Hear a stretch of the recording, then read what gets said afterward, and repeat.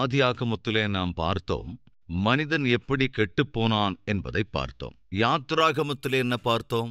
மனிதனால் எப்படி ரட்சிப்புக்கள் வர முடியுமோ என்பதை பார்த்தோம்.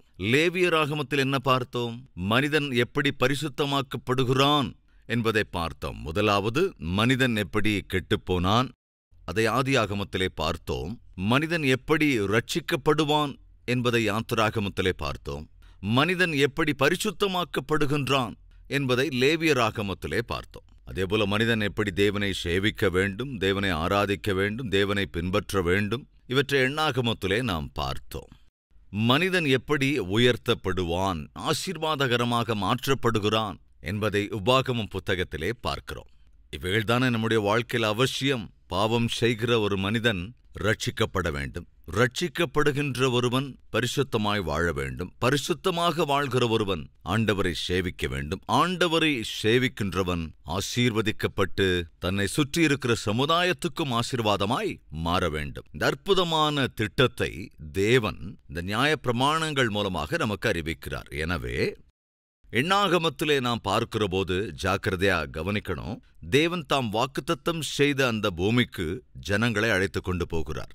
போகிற வழியில் சீனாய் பர்வதத்தினடைய வந்தபோது ஒரு வருடம் ஏறக்குறைய அவர்கள் அங்கே தங்கியிருந்த போது, இப்பொழுது தேவன் அங்கிருந்து அவர்களை வாக்குத்தத்த பூமிக்கு அழைத்து கொண்டு போகிறார். இந்த எண்ணாகமம் புத்தகத்திற்கு வேறு பெயர்களும் இருக்கிறது என்பதை நாம் பார்த்தோம். ஏனென்றால் இந்த எண்ணாகமத்திலே பிரயாணம் என்பது அதிகமாக காணப்படும். இப்பொழுது தேவன் சொல்லுகிறார், புறப்படுங்கள், வாக்குத்தத்தம் பண்ணின பூமிக்கு நீங்கள் புறப்பட்டு போங்கள் என்று அவர்களுக்கு கட்டளையிட்டார். அப்படி அவர்கள் புறப்பட்டு போனதை 11 மற்றும் 12 மற்றும் 13ஆம் அதிகாரத்திலே பார்க்க முடியும். 13ஆம் அதிகாரத்திற்கு வருகிற போது தேவன், இருங்க, நான் வாக்குத்தத்தம் பண்ணி கொடுக்கிற பூமி எவ்வளவு அற்புதமாயிருக்கிறதோ என்பதை உங்கள் 12 கோத்திரங்களிலிருந்து 12 தலைவர்களை நீங்கள் தெரிந்து கொண்டு அவர்களை போய் பார்த்து வரச் சொல்லுங்கள். எவ்வளவு அற்புதமான ஒரு தேசத்தை உங்களுக்கு நான் வெகுமதியாய் அருளப் போகிறேன். அதை 12 கோத்திரங்களிலிருந்து 12 தலைவர்களை தெரிந்தெடுத்து அனுப்புங்கள் என்றபோது அவர்கள் அந்த தேசத்துக்கு போனார்கள். 40 தினங்கள் அந்த தேசத்தை சுற்றி பார்த்தார்கள். அது உண்மையாகவே பாலும் தேனும் ஓடுகின்ற தேசம். அது மாத்திரமல்ல, அவர்கள் அங்கிருந்து அந்த தேசத்திலே விளைகிற பயிர்கள் எவ்வளவு செழிப்பாய் வளர்கிறது என்பதை காண்பிக்க வரும் வழியிலே திராட்சை பழங்களையும் இன்னும் பழங்களையும் இப்படி அந்த ஃப்ரூட்ஸ் எல்லாவற்றையும் சாம்பிளுக்காக கொண்டு வந்தார். கொண்டு வந்தவர்கள் சொன்ன வார்த்தை என்னவென்றால், உண்மையாகவே அந்த தேசம் பாலும் தேனும் ஓடுகின்ற தேசம், மிகுந்த செழிப்புள்ள ஒரு தேசம். அது மாத்திரமல்ல, அரண்களையுடைய பட்டணங்களை கொண்டிருக்கிற தேசம். அது அற்புதமான தேசம். எஸ், தேவன் தம்முடைய பிள்ளைகளுக்கு தர நினைத்தது மிகவும் அற்புதமான ஒரு ஆசீர்வாதம். மிகுந்த செழிப்போடே கூட ஒரு வாழ்க்கையை தேவன் அவர்களுக்கு தர வேண்டும் என்று விரும்பினார். ஆனால் நடந்த ஒரு தவறு, ஒரு பயங்கரம் என்னவென்றால், அங்கு போன 12 பேர்களில் 10 பேர் திரும்பி வந்து தவறான செய்தியை சொன்னார்கள். என்னவென்று, தேசம் நல்லா இருக்கு, ஆனா அந்த தேசத்தில் இருக்கிற மக்கள் மிகுந்த பலவான்கள். அங்கே அவருடைய பலத்தை, அவர்களுடைய உயரத்தை, அவருடைய பர்சனாலிட்டியை பார்த்து அவங்களுக்கு முன்னால நாங்க வெட்டுக்கிளிகள் மாதிரி இருந்தோம். அவர்களை பார்க்கவே எங்களுக்கு நடுங்குகிறது. அவர்களை பார்த்தபோது எங்களுக்கு பயமாயிருக்கிறது. எனவே நாங்கள் சொல்ல வருகிறது என்னவென்றால், தேவன் அந்த வாக்குத்தத்த பூமியை நமக்கு தருவேன் என்று சொன்னார். ஆனால் நாம் அங்கிருக்கிற அந்த மக்களை ஜெயித்து அந்த பூமிக்குள் அடியெடுத்து வைக்கிற சக்தியோ தகுதியோ சாமர்த்தியமோ நமக்கில்லை. மோசே சொல்லுகிறான், நம்மை அந்த தேசத்திற்கு அழைத்து போவேன் என்று. ஆனால் நாங்கள் அங்கு போய் பார்த்தது என்னவென்றால், அந்த தேசத்திற்குள் நுழைவதற்கு நாம் முயற்சி செய்தோம் என்றால் அந்த தேசத்து பலவான்கள் நம்மை எளிதில் கொன்று போடுவார்கள். கவனிக்கிறீங்களா? அந்த தேசத்திற்குள் தப்பி தவறி நாம நுழைஞ்சா அவங்க நம்மளை கொண்டு போடுவாங்க.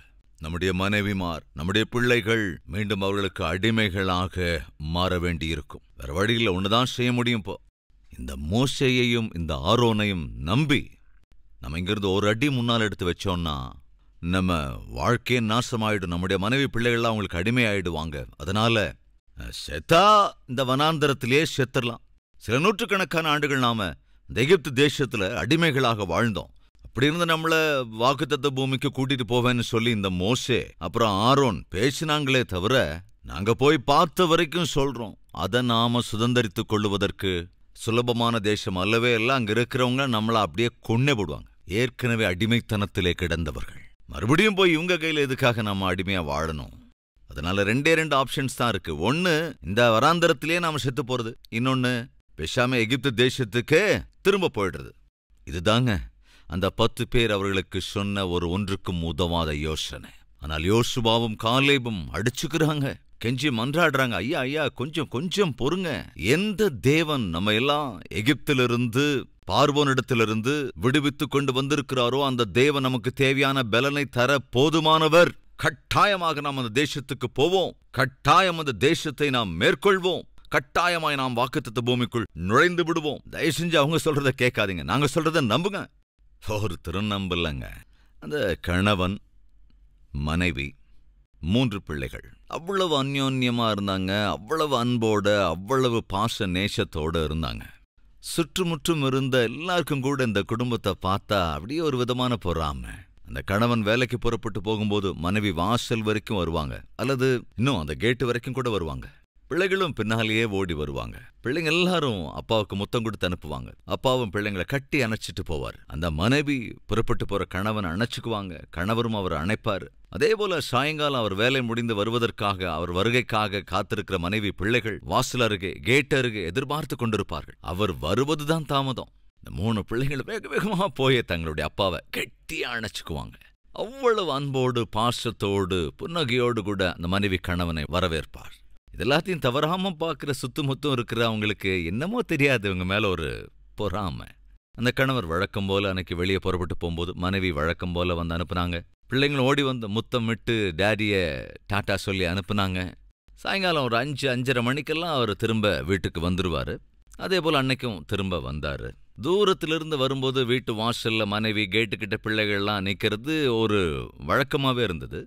தூரத்தில் அவர் வரும்போதே வீட்டு வாசல் கிட்ட அவருடைய மனைவிய ஏனோ காணோம். பிள்ளைங்களும் அங்கே யாரும் இல்லை. உடனே அவருக்குள்ள ஏதோ திடீர்னு ஒரு பயம் வந்துருச்சு.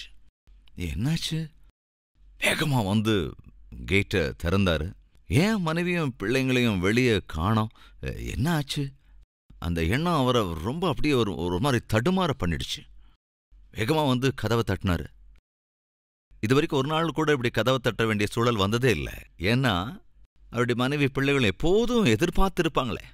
கதவு தட்டுன போது அந்த சத்தத்தை விட அதிகமாக தன்னுடைய இருதய துடிப்போட சத்தம் தனக்கு அப்படியே கேட்குது. கதவை தட்டிக்கிட்டே இருக்காரு, ஆனால் உள்ள இருந்து எந்த பதிலும் இல்லை. நெஞ்சை வெடிக்கிற மாதிரி ஆயிடுச்சு. பலவந்தமா அந்த கதவை தள்ளி உடைச்சு உள்ள போனாரு. மனைவி செத்து போய் கிடக்குறாங்க, பிள்ளைகள் கூட செத்து போய் கிடக்குறாங்க. அப்படியே ஒவ்வொருத்தரும் கீழே விழுந்து கிடக்குறாங்க. அவருடைய இருதயம் வெடிச்சு செதறிடுச்சு. அழறாரு, பைத்தியம் பிடிச்சிருச்சு. அங்க என்னதான் நடந்தது ஒன்னும் தெரியல. ஏன் தன்னுடைய மனைவி தான் விஷம் குடிச்சு தன்னுடைய பிள்ளைகளுக்கும் விஷம் கொடுத்தாங்கிறது அவருக்கு புரியவே இல்லை. என்னதான் நடந்தது, என்னதான் நடந்திருக்கும்? இந்த கணவனும் மனைவியும் அவ்வளவு அன்பா, பாசமா, அவிக்குரிய பிரகாரமாவும் ரொம்ப இணைஞ்சு பிள்ளைகளையும் வளர்த்துக்கிட்டு இருந்தாங்க. யாரோ ஒரு பாவியுடைய கண் இவங்க மேல விழுந்துருச்சு போல. ஐயோ, அதை பொறுத்துக்க முடியல. பொறாமையால பயங்கரமா பொங்கிக்கிட்டு இருந்தாங்க. இதுக்கிடையில தான் அந்த செய்தி அவருக்கு வந்தது. அது என்ன செய்தின்னா, இந்த கணவர் மனைவி அவ்வளவு நேசிக்கிறாரு, பிள்ளைகளோட அவ்வளவு அன்போட சந்தோஷமா வாழ்ந்துகிட்டு இருக்காரு. ஆனா இந்த கணவனுக்கு அவர் வேலை செய்யற இடத்துல வேற ஒரு பெண்ணோட பழக்கம் இருந்துதான். பழக்கம் இருந்தது மாத்திரமில்ல, அந்த பெண்ணை இன்னொரு வீடா அவர் அங்க வச்சுக்கிட்டு இருந்தாராம். தான் சம்பாதிக்கிற சம்பாத்தியத்துல அதிகபட்சத்தை அந்த பொண்ணுக்காகத்தான் செலவழிக்கிறாராம். ஆனா இதெல்லாம் எதுவுமே தெரியாத மாதிரி மீதி இருக்கிற சம்பளத்தோட 10யும் பத்தாத அந்த பணத்தை வச்சு தன்னுடைய மனைவி பிள்ளைகளோட அன்பா, நேசமா, பாசமா இருக்கிற மாதிரி நடிச்சுக்கிட்டு இருக்காராம். இது இங்க பேசி அங்க பேசி இந்த செய்தி இப்போ அன்னைக்கு அந்த மனைவிக்கு வந்து சேர்ந்தது. உனக்கு தெரியுமாமா இந்த விஷயம்? என்ன விஷயம்? உன்னோட கணவர் அவர் வேலை செய்யற இடத்துல வேற யாரோ பெண்ணோட பாவத்துக்குள்ள வாழ்ந்துகிட்டு இருக்காராமே, அந்த பொம்பளை கூட குடும்பம் நடத்துறாராமே. உனக்கு தெரியுமா? என் கணவர் அப்படிப்பட்டவரெல்லாம் இல்லவே இல்லை. இல்லம்மா, நாங்களும் அப்படிதான் நினைச்சுக்கிட்டு இருந்தோம். ஆனா உனக்கு தெரியாம இருந்திருக்கு. நம்ம ஸ்ட்ரீட்ல இருக்கிற எல்லாருக்கும் கணவரை பத்தி தெரிஞ்சிருக்கு. வேற ஒரு பொண்ணோட உன் கணவருக்கு தொடர்பு இருக்கிறது எல்லாருக்கும் தெரிஞ்சிருக்கு. கள்ள தொடர்பு வச்சிருக்கிற விஷயம் எல்லாருக்கும் தெரிஞ்சிருக்கு. ஒரு பொம்பளை வச்சிருக்காரு. உனக்கு சந்தேகம் வரக்கூடாதுங்கிறதுக்காகத்தான் உங்ககிட்டயும் பிள்ளைங்க கிட்டயும் அவ்வளவு அன்பா, பண்பா, பாசமா நடந்துக்கிறாருங்கிற விஷயம் எங்க எல்லாருக்கும் தெரியும். இந்த செய்தியை கேட்ட அந்த இல்லத்தரசியால தாங்கிக்க முடியல. ஐயோ, கணவர் எங்கிட்ட நடிக்கிறாரா? அவர் அன்பு உண்மை இல்லையா? என் கணவருக்கு இன்னொரு ஸ்திரீயோட கள்ளத் தொடர்பு இருக்கா? இவ்வளவு அன்பா, இவ்வளவு பாசமா என் கணவரை நான் பார்த்துக்கிறேன், ஆனா இவ்வளவு துரோகம் பண்ணிட்டாரே. அந்த செய்தி இந்த மனைவியின் இருதயத்துல சுக்குநூறாகி போட்டு விட்டது. ஆனால் அந்த பொய் அந்த மனைவியின் நெஞ்சை நிறுத்தியே விட்டதுங்க. உண்மையாகவே அப்படிப்பட்ட தொடர்பு அவருக்கு இருக்கா? இல்லவே இல்லை. உண்மையாக வேறொரு ஸ்திரீயோட அந்த கணவர் கள்ளத் தொடர்பு வச்சிருந்தாரா? இல்லவே இல்லைங்க. ஆனால் யாரோ ஒரு உருப்படாத நபர் உண்டாக்கின அந்த பொய் செய்தி, ஐயோ, அந்த குடும்பத்தை சுக்குநூறாக உடைத்து விட்டதே. அற்புதமான ஒரு மனிதனுடைய அற்புதமான அந்த குடும்பத்தை சல்லி சல்லியாக நொறுக்கி விட்டதே. அன்பு சகோதரனே, சகோதரியே, இந்த கணவனுடைய நிலை எப்படி இருந்திருக்கும் கொஞ்சம் யோசிச்சு பாருங்க. அந்த அன்பு தந்தை தன் பிள்ளைகளை இழந்து போய் எவ்வளவு தவிச்சிருப்பாங்கிறத கொஞ்சம் யோசிச்சு பாருங்க. இந்த பிள்ளைகளுக்காக என்னவெல்லாம் கனவு கண்டு வச்சிருந்தாரோ, இந்த குடும்பத்துக்காக எவ்வளவு கடினமாக உழைத்துக் கொண்டிருந்தானோ. பசி பட்டினி கிடைந்து உழைக்கிற ஒவ்வொரு முறையும் என் மனைவியின் சந்தோஷத்துக்காக, என் பிள்ளைகளின் சந்தோஷத்துக்காகத்தானே. இந்த எண்ணத்தோடு இன்னும் கடினமா உழைச்சு சம்பாதிச்சு தன் மனைவிக்கும் பிள்ளைகளுக்கும் எந்த குறையும் இல்லாம அன்பா வளர்த்துக்கிட்டு இருந்தாரே. சடனா யாரோ ஒரு உருப்படாதவ அல்லது உருப்படாதவன் உருவாக்குன ஒரு பொய்க்கு தன் உயிரே தன்னை விட்டு இழந்தது போல அந்த நபர் பைத்தியமாகி விட்டார். அன்பு சகோதர சகோதரிகளை, எக்ஸாக்டா சில 1000 வருடங்களுக்கு முன்பு இதேதான் நடந்தது. தேவன் அந்த இஸ்ரவேல் ஜனங்களை தம்முடைய செட்டைகளுக்குள்ளாக மறைத்து சுமந்து வனாந்தரத்தின் வழியே வாக்குத்தத்த பூமிக்கு அவர்களை அழைத்துச் செல்வதற்காக தம்முடைய மேலான நோக்கத்தை நடப்பித்துக் கொண்டிருந்த போது சடனா சிலர் வந்து தேவனுடைய அன்பை சந்தேகத்துக்குட்படுத்தினாங்க. தேவனுடைய திட்டத்தை சந்தேகத்துக்குட்படுத்தினாங்க. தேவன் கொடுத்த உடன்படிக்கையை சந்தேகத்துக்குட்படுத்தி அவங்க என்ன செய்தி சொல்றாங்க? நாம வாக்குத்தத்த பூமிக்குள்ள போவதற்கு சான்ஸ் இல்லை. மீறி போக முயற்சி செய்தால் அவங்க நம்மளை கொன்னு போட்டுடுவாங்க. நம்முடைய மனைவி பிள்ளைகளை அவர்கள் அடிமையாக்கி கொண்டு விடுவார்கள். இந்த தேவனை நம்புவதை விட அந்த பார்வோனை நம்புவதே நல்லது. ஏனென்றால் அந்த பார்வோனை பெட்டர். தேவனுடைய இருதயத்துல ஈட்டியை இறக்கினார்கள். தேவனால் தாங்கிக் கொள்ள முடியவில்லை. தேவனால் அந்த பொய்யை தாங்கிக் கொள்ள முடியவே இல்லை. மாத்திரமல்ல, அவர்கள் எவ்வளவுதான் தப்பு செஞ்சாலும் அவர்கள் செய்த தப்புக்காக அவர்கள் சிட்சிக்கப்பட்டு விடாமல் பாவ பரிகார பலியாக பிராயச்சித்த பலியை உருவாக்கி வைத்தார். இந்த பாவிகளுக்கு மத்தியில் வாசம் பண்ண வேண்டும் என்று பரலோகத்திலிருந்து தேவன் இறங்கி வந்து அந்த பாவிகளின் மத்தியிலே வாசம் பண்ணினார். அவர்களுக்கு வெயிலிலே மேகஸ்தம்பமாயிருந்து அவர்கள் நடந்து கொண்டு போகையில் வெயிலிலிருந்து அவர்களை காத்தார். இருளிலே நடக்கும்போது தடுமாறக்கூடாது என்று அவர் அக்கினி ஸ்தம்பத்தை இவர்களுக்காக மேலே ஏற்பாடு செய்தார். அவர்களுக்கு தேவையான எல்லாவற்றையும் ஏற்ற வேளையில அருளிக்கொண்டே இருந்தார். மன்னாவை ஒவ்வொரு நாளும் பொழிய பண்ணி அவர்கள் பசியை ஆற்றினார். அவர்களுடைய செருப்புகள் அருந்து போகவில்லை, வஸ்திரங்கள் கிழிந்து போகவில்லை. அவ்வளவாய் அவர்களை நேசித்து அவர்களை தாம் வாக்குத்தத்தம் செய்த பூமிக்கு அழைத்துக் கொண்டு போக வேண்டும் என்று எல்லா ஏற்பாடுகளும் தேவன் செய்தால் அந்த 10 பேர் கொண்டு வந்த கெட்ட செய்தியை நம்பினார்களே தவிர தங்களை உயிருக்குயிராய் நேசித்த தேவனை அவர்கள் நம்பவில்லை. தேவன் வேதனைக்கு ஆளானார், துடித்து விட்டார். சரி, செத்து போறோம்னு சொல்லிக்கிட்டே இருக்கீங்களே, என்னை நம்பாமல் இந்த பொய்யர்கள் சொன்ன பொய்யை நம்பினீர்களே, உங்கள் இஷ்டம், இனி நான் என்ன செய்ய முடியும் என்று தேவன் அன்று ஒரு தீர்மானம் எடுத்தார். என்னை விசுவாசிக்காமல் பொய் சொன்னவர்களை நீங்கள் நம்பினதுனால என்னை நம்பினவர்கள் வாக்குத்தத்த பூமிக்கு போவார்கள். அப்ப நம்பினது யாரு? யோசுவாவும் காலேபும். அவர்கள் இருவரை தவிர வேறு ஒருவருமே கூட வாக்குத்தத்த பூமிக்குள் போவதற்கான சான்ஸ் இல்லை. எண்ணாகமத்தின் 26வது அதிகாரம் எதை தெரியப்படுத்துகிறது என்றால், யாரெல்லாம் தேவனை நம்பாமல் அவருடைய வாக்குத்தத்தத்தை நம்பாமல் ஒன்றுக்கு உதவாத அந்த 10 பேர் சொன்ன பொய்யை நம்பினார்களோ அவர்கள் எல்லோருமே அந்த வனாந்தரத்திலேயே மாண்டு போனார்கள், செத்து போனார்கள். வாருங்கள் ஒரு முறை வாசிக்கலாம். எண்ணாகமம் 26ஆம் அதிகாரம் 64ஆம் வசனம். மோசேயும் ஆசாரியனாகிய ஆரோனும் சீனாய் வனாந்தரத்தில் இஸ்ரவேல் புத்திரரை எண்ணும்போது இருந்தவர்களில் ஒருவரும் இவர்களுக்குள் இல்லை. வனாந்தரத்தில் சாகவே சாவார்கள் என்று கர்த்தர் அவர்களை குறித்து சொல்லியிருந்தார். எப்புன்னேயின் குமாரனாகிய காலேபும் நூனின் குமாரனாகிய யோசுவாவும் தவிர வேறொருவரும் அவர்களில் மிஞ்சி இருக்கவில்லை. 14ஆம் அதிகாரம் 22ஆம் வசனம். என் மகிமையையும் நான் எகிப்திலும் வனாந்தரத்திலும் செய்த என் அடையாளங்களையும் கண்டிருந்தும் என் சத்தத்துக்கு செவிகொடாமல் இதனோடே 10 முறை என்னை பரீட்சை பார்த்த மனிதரில் ஒருவரும் அவர்கள் பிதாக்களுக்கு நான் ஆணையிட்டுக் கொடுத்த தேசத்தை காண மாட்டார்கள். எனக்கு கோபம் உண்டாக்கினவர்களில் ஒருவரும் அதை காண மாட்டார்கள்.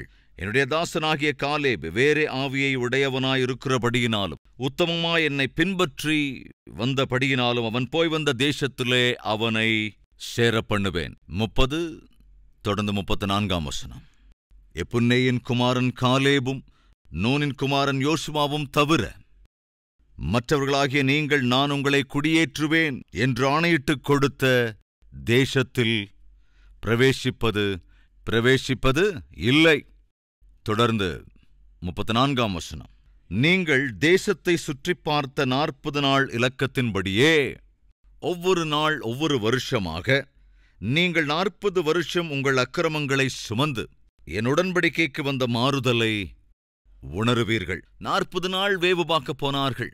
வேவு பார்த்து வந்து நற்செய்தி சொல்வதற்கு பதிலாக துர்ச்செய்தியை பரப்பினார்கள், பொய் சொன்னார்கள்.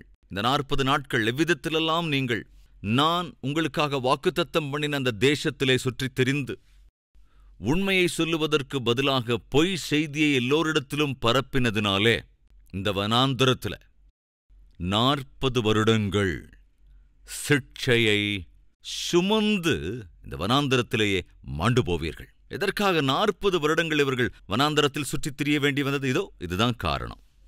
அவர்கள் 40 வருடங்கள் தேவன் வாக்கு பண்ணின அந்த பூமிக்கு சென்று அற்புதமான அந்த தேசத்தை கண்டு அந்த தேசத்தை குறித்து உண்மையை சொல்ல வேண்டிய அந்த தலைவர்கள் கவனிங்க வந்து பொய்யை சொன்னார்கள். எனவே கவனிங்க, உண்மையிலே அந்த வாக்குத்தத்த பூமிக்கு அடியெடுத்து வைக்க வேண்டிய 20-30 லட்சம் பேர் அவர்கள் சொன்ன பொய்யை நம்பினார்கள், தேவனையோ புறந்தள்ளினார்கள். இன்னைக்கு நம்ம மத்தியில் யாராவது இருக்கீங்களா?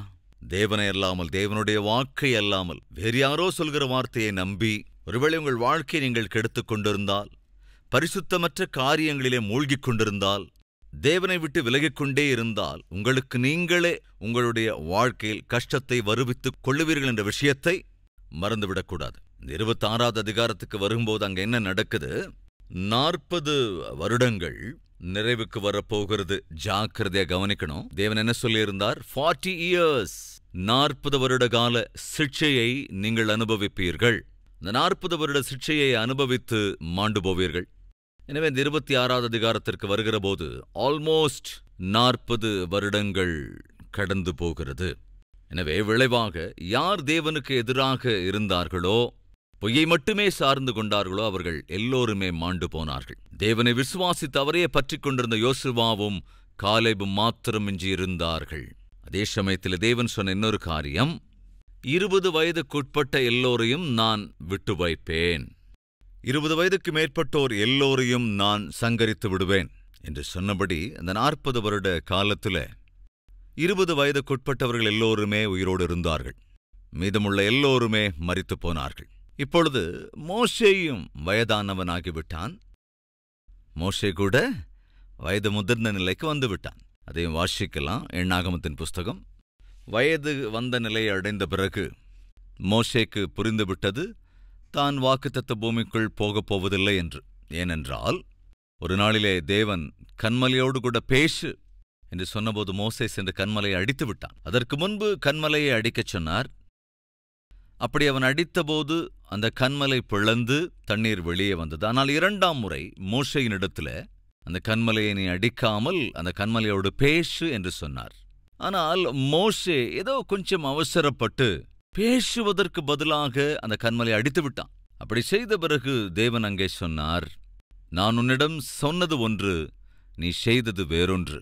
கீழ்ப்படியாமையால் நடந்து கொண்டாய், நாமத்தை கனப்படுத்த தவறிவிட்டாய். எனவே நீ இந்த ஜனங்களை வாக்குத்தத்த பூமிக்கு அழைத்து கொண்டு போகப் போவது இல்லை. மோசே அற்புதமான தலைவன், ஆனால் இழந்து போனான் வாக்குத்தத்த பூமியை பார்க்கிற பாக்கியத்தை. நீ எப்பேற்பட்ட ஆவிக்குரியவனா இருக்கலாம், அளப்பெரிய பைபிள் நாலேஜ் ஒருவேளை உனக்கு இருக்கலாம், எவ்வளவு பெரிய பிரசங்கியாரா வேணா இருக்கலாம், எவ்வளவு பெரிய ஜெப வீராங்கனையா வேணா இருக்கலாம், எவ்வளவு அற்புதமான தாழ்மையோடு கூட இருக்கலாம். ஆனா கவனி, நம்முடைய வாழ்க்கையில நாம் செய்யக்கூடாத வேலையை செய்தால் அதற்கான பின்விளைவை சந்தித்தே தீர வேண்டும்.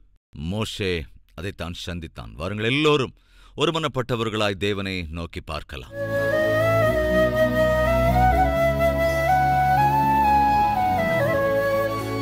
மகா பரிசுத்தமும் அன்பும் நிறைந்த பிதாவே, பரிசுத்த வேதாகமத்தில் இருக்கிற விலையேற பெற்ற சத்தியங்களை எங்களுக்கு கற்றுத் தருவதற்காக உமக்கு நன்றி ராஜா. வேதம் எங்களுக்கு புரியவில்லை, வாசித்தாலும் எங்களால் புரிந்து கொள்ள முடியவில்லை என்கிற ஒரு எண்ணத்தோடு கூட பைபிளை வாசிக்காமல் அலட்சியப்படுத்துகிற அநேகர் உண்டு. முதலாவது எங்களுடைய ஆவிக்குரிய வாழ்க்கையை பரிசுத்தப்படுத்துங்கப்பா. எங்கள் ஆவி ஆத்மா சரீரங்களை உடைய இரத்தத்தால் கழுவி சுத்திகரிங்க ஆண்டவரே. உமையே கனப்படுத்த வேண்டும் என்கிற ஒரே ஒரு நோக்கம் எங்கள் நாடி நரம்புகளிலெல்லாம் பின்னி பிணைந்திருக்க கிருபை அருளுங்கப்பா. உம்மை சந்தோஷப்படுத்துவதுதான், உம்மை கனப்படுத்துவதுதான், உம்மை மகிமைப்படுத்துவதுதான், உம்முடைய சித்தத்தின்படி செய்வதுதான் எங்கள் வாழ்க்கைக்கு ஆசீர்வாதம். அதுதான் எங்களுக்கு ஆரோக்கியம். அப்பேற்பட்ட கிருபை எங்களுக்கு அருள வேண்டும் என்று இயேசுவின் நாமத்தில் வேண்டிக் கொள்கிறோம் பிதாவே. ஆமென்.